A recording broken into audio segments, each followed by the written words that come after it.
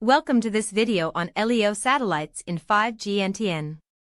Today we'll explore the architecture, real-world deployments, and exciting use cases that are reshaping global connectivity. Before we dive deeper, let's quickly revisit the difference between LEO, MEO, and GEO. Low Earth orbit is the most suitable for 5G NTN because it offers low latency, global coverage, and high throughput.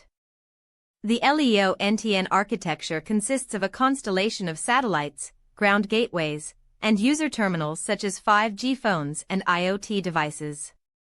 These integrate with the 3GPP 5G core, defined in Release 17.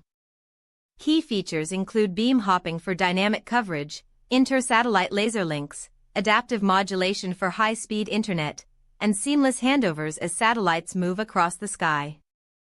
LEO NTN enables a wide range of use cases, from rural broadband and disaster recovery to maritime and aviation internet, military communications, and IoT or remote sensing applications.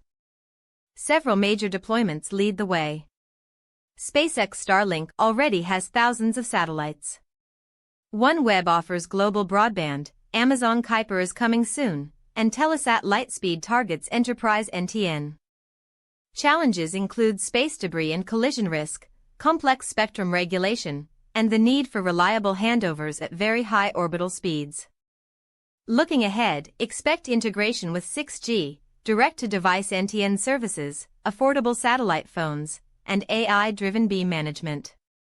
To summarize, LEO is critical for achieving true global 5G coverage, with applications well beyond telecom. If you enjoyed this video, please like, subscribe, and share.